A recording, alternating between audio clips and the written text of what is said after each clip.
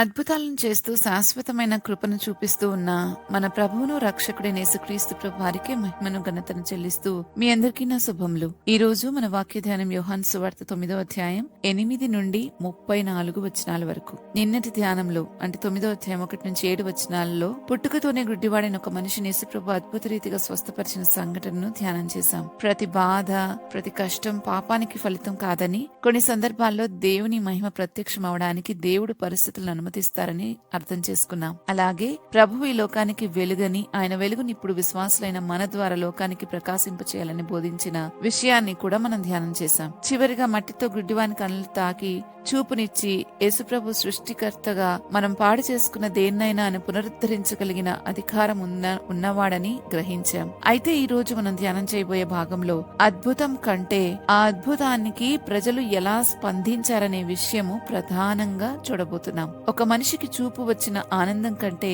అది ఎలా జరిగిందో తెలుసుకోవటంలో ప్రజలు ఎక్కువ ఆసక్తి చూపించారు. పొరుగువారు ఆశ్చర్యపోయారు, పరిసయ్యులు విచారణ ప్రారంభించారు. తల్లిదండ్రులు భయపడ్డారు. కానీ స్వస్థత పొందిన ఆ మనిషి మాత్రం క్రమంగా యేసుప్రభుని గురించి మరింత లోతైన అవగాహనకు వచ్చాడు. ఈ భాగంలో మనకు ఒక ఆసక్తికరమైన విషయం అనిపిస్తుంది. అదేంటంటే ఆ గుడ్డివాడు ఎవరైతే బాగుపడ్డాడో అతడు ఫస్ట్ యేసుప్రభుని ఆ మనుష్యుడు అని సంబోధిస్తాడు 11వ వచనంలో. తర్వాత 17వ వచనంలో మళ్ళా అతని దగ్గర పరిసయ్యులు ఆరా తీసినప్పుడు ప్రవక్తని అనుకుంటున్నానని చెప్తాడు. అయితే 38వ వచనంకి వచ్చేసరికి ప్రభువా నేను విశ్వసిస్తున్నాను అని ఆయనను ఆరాధించడం మొదలు పెడతాడు. అంటే శారీరకంగా అతడు చూపు పొందుకోవడం మాత్రమే కాదు గాని అతని మనోనేత్రాలు కూడా క్రమంగా తెరవబడినట్లుగా మనం చూస్తాం. అయితే ఇతనికి విరుద్ధంగా అన్ని తెలిసిన వారమని భావించిన పరిసయ్యులు మాత్రం వాళ్ళు భౌతికంగా చూస్తున్నప్పటికీ ఆత్మీయంగా మరింత అంధకారంలోకి వెళ్ళినట్లు మనం గమనిస్తాం.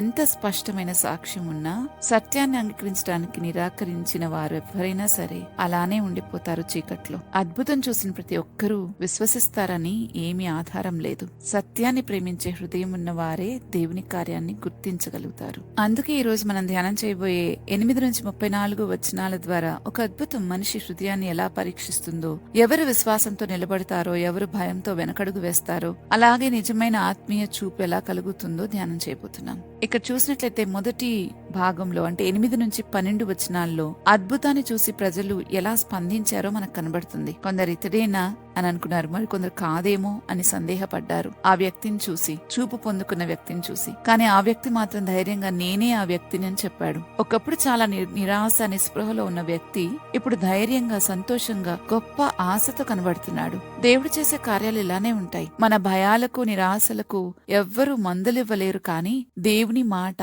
ఆయన కార్యము మనలను వాటిలో నుండి బయటకు తీసుకురాగలదు. ఎప్పుడు కూడా దేవుని మాట మనల్ని బయటకు తీసుకొస్తుంది. నేను ఎప్పుడు అనుకుంటాను, నిజానికి మనిషి అనేక రోగాలకు మందులు కనిపెట్టాడు, ఎన్నో సాంకేతిక అద్భుతాలను సాధించాడు. కానీ మనిషి హృదయంలోని భయాన్ని, అపరాధ భావాన్ని, శూన్యతను, మరణ భయాన్ని పూర్తిగా తొలగించే శక్తి మాత్రం అతనికి లేదు. అది దేవుడు ఆ అధికారాన్ని మనుషులకు ఇంకా ఇవ్వలేదు. అందుకే కీర్తనకారుడు అంటాడు, ఆయనే విరిగిన హృదయం గల వారిని బాగు చేయువాడు అని. 147 కీర్తన 3వ వచనంలో మనం చూస్తాం. నేను ఇంకా తరచుగా ఆలోచించే ఒక విషయం ఏంటంటే, దేవుడు కొన్ని విషయాలను ఉద్దేశపూర్వకంగా మనిషి చేతిలో పూర్తిగా ఉంచకుండా వాటిని తన చేతిలోనే ఉంచుకున్నారు. ముఖ్యంగా జీవం, మరణం, వాటి మీద సంపూర్ణ అధికారం ఆయన తన దగ్గరే ఉంచుకున్నారు. మనిషి వైద్య శాస్త్రంలో జీవితాన్ని కొంతకాలం పొడిగించగలిగే విధంగా కొన్ని విషయాలను కనుక్కోగలిగాడు. కానీ చికిత్స చేయగలడు, కానీ మరణాన్ని అయితే పూర్తిగా జయించలేడు. ఎందుకంటే మనిషి తన పరిమితిని గుర్తించి తన సృష్టికర్త వైపు చూడాలని దేవుడు కోరుకుంటూ ఉన్నాడు. అందుకే సమూయేలు మొదటి పుస్తకం 2వ అధ్యాయం 6వ వచనంలో రాయబడింది, జనులను సజీవులుగాను మృతులుగాను చేవాడు యెహోవాయే, పాతాళమునకు పంపుచు అందులో నుంచి రప్పించువాడు ఆయనే అని. కాబట్టి దేవుడు ఇంకా కొన్ని విషయాలు ఆయన అధికారంలోనే ఉంచుకున్నారు. కాబట్టి మనకు మేలయ్యింది. లేకపోతే దేవుని గురించి మనం తెలుసుకున్నా మాట్లాడలేకపోయేవారమే. ఇంకా 13 నుండి 17 వచనాలు చూసినట్లయితే పరిసయ్యులు ఈ విషయాన్ని గురించి విచారించి తెలుసుకుని గుడ్డివాడు బాగుపడ్డాడు, చూపు వచ్చింది అని ఆనందించడం కంటే కూడా అది విశ్రాంతి రోజున జరిగింది అని చాలా మదన పడ్డారు. పరిసయ్యులు అద్భుతాన్ని చూడకుండా అది ఏ రోజున జరిగిందనే విషయానికి ఎక్కువ ప్రాధాన్యత ఇచ్చారు. ఒక వ్యక్తి బాగుపడ్డాడు, కష్టం నుంచి బయటపడ్డాడు, అతడికి చాలా మేలు జరిగింది, మేలు గురించి ఆలోచించకుండా వారు తమ సాంప్రదాయానికి ఎక్కువ విలువనిచ్చారు. ఈ విషయంలో ప్రభువు ఎప్పుడు కూడా, ఆయన మనసు ఎప్పుడు కూడా మనిషి మీద కనికరపడే మనసే గాని సాంప్రదాయానికి విలువనిచ్చే మనసు కాదు. ఇక్కడ వారి మనసుకు దేవుని మనసుకు ఎంతో వ్యత్యాసం మనకు కనబడుతుంది. ఇంకా కొందరైతే అన్నారు కదా, ఈ మనుషుడు దేవుని నుండి వచ్చినవాడు కాడు, విశ్రాంతి దినాన్ని ఆచరించలేదు కాబట్టి. మరి ఇంకొందరు పాపి అయిన మనిషి లాంటి సూచక్రియలు ఎలా చేయగలడు అని ప్రశ్నించి అలా వారిలో, అక్కడున్న వారిలో కొంత విభేదం ఏర్పడింది. ఇక్కడ మనం ఒక సంగతిని గుర్తించాలి. మతపరమైన సాంప్రదాయాలు దేవుని కార్యాన్ని గుర్తించకుండా చేయగలవు. మన మనసు మూసుకుపోతే మనిషి సత్యాన్ని గ్రహించలేడు. ఇంకా తర్వాత వారు స్వస్థత పొందిన వ్యక్తిని అడిగారు, ఆయనను గురించి నువ్వేమనుకుంటున్నావని. అప్పుడు అతడు ధైర్యంగా ఆయన ఒక ప్రవక్త అని చెప్పాడు. అతని విశ్వాసము ఈయన ఒక మనుష్యుడు అని మొదలుపెట్టి ఇప్పుడు ఒక ప్రవక్త అని క్రమంగా ఎదుగుతూ వచ్చాడని అనిపించింది. తర్వాత 13 నుంచి 23 వచనాల్లో ఆ బాగుపడ్డ గుడ్డివాని తల్లిదండ్రులు ఇచ్చిన సాక్ష్యం మనకు కనబడుతుంది. బాగుపడ్డ గుడ్డివాని యొక్క తల్లిదండ్రులు 3 విషయాలు ఒప్పుకున్నారు. అవును, అతడు మా కుమారుడే, ఇతడు పుట్టుగుడ్డివాడే, కానీ ఇప్పుడు చూపు ఎలా వచ్చిందో మాకు తెలియదని చెప్పారు. ఎందుకు వారు పూర్తిగా చెప్పలేకపోయారంటే, యేసును క్రీస్తుగా ఒప్పుకున్న వారిని సమాజ మందిరం నుండి వెలివేస్తామని యూదులు ముందుగానే నిర్ణయించారు.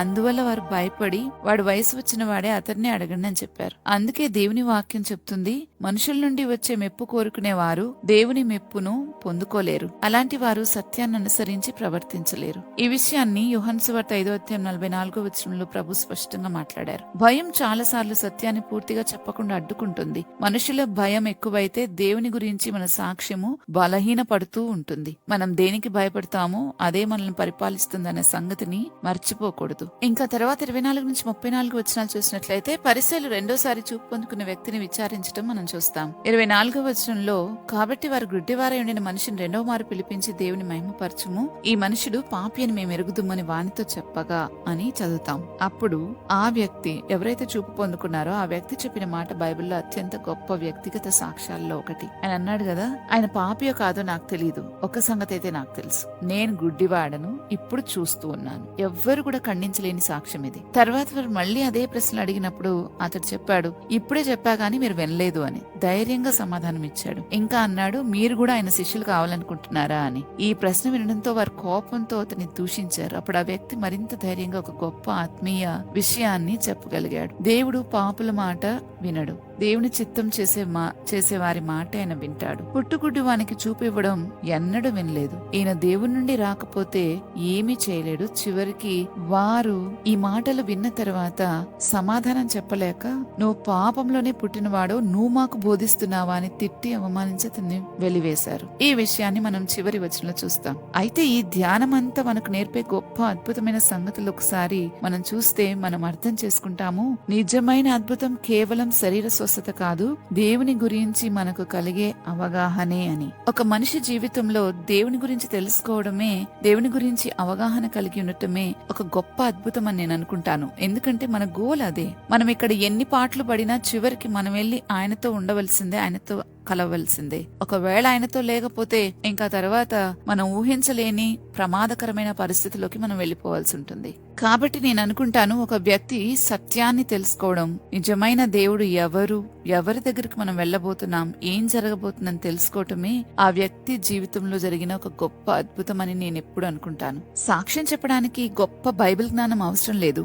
మనల్ని మనం నిజాయితీగా చూసుకుని దేవుడు మన జీవితంలో చేసిన కార్యాలను నిజాయితీగా చెప్తే సరిపోతుంది. సత్యాన్ని ప్రేమించే వ్యక్తి క్రమంగా మరింత వెలుగులోకి వస్తూ ఉంటాడు. ఈ విషయాన్ని ఈ గుడ్డివాని జీవితంలో, బాగుపడ్డ గుడ్డివాని జీవితంలో మనం చూస్తాం. అయితే గర్వంతో నిండిన మనసు మాత్రం అద్భుతాలను కూడా తిరస్కరించి మరింత చీకటిలోకి జారుకుంటుంది. దేవుని కార్యాన్ని ఎదిరించిన వారు చివరికి వాదనతో కాదు, అవమానంతో స్పందిస్తారు. క్రీస్తు కొరకు నిలబడిన వారు కొన్నిసార్లు మనుషుల చేత అవమానించబడవచ్చు, తిరస్కరించబడవచ్చు, కానీ దేవుని చేత అయితే తప్పకుండా అంగీకరించబడతారు. ఈ ధ్యాన భాగంలో మనకు 2 విభిన్నమైన ఆత్మీయ ప్రయాణాలు కనిపిస్తాయి. పుట్టుగుడ్డివాడు బాగుపడిన తర్వాత తన దృష్టి మాత్రమే పొందుకోలేదు గాని క్రమంగా ఆత్మీయ దృష్టిని కూడా పొందుకున్నాడు. అంటే భౌతికమైన దృష్టి మాత్రమే కాదు గాని ఆత్మీయ దృష్టిని కూడా. మరోవైపు పరిసయ్యులు భౌతికంగా వారు చూస్తున్నప్పటికీ తమ హృదయ కఠినత్వం వల్ల మరింత ఆత్మీయ అంధత్వంలోనికి కూరుకుపోయారు. అందువల్ల మనం ప్రశ్నించుకోవాల్సింది ఏంటంటే, మనము ఏ దృష్టితో చూడగలుగుతున్నాం? భౌతికమైన దృష్టి, కేవలం భౌతికమైన దృష్టి మాత్రమే మనలో పనిచేస్తుందా? ఆత్మీయమైన దృష్టి కూడా మనం కలిగి ఉన్నామా? మన హృదయం దేవుని సత్యాన్ని చూడడానికి సిద్ధంగా ఉందా లేదా అనేదే.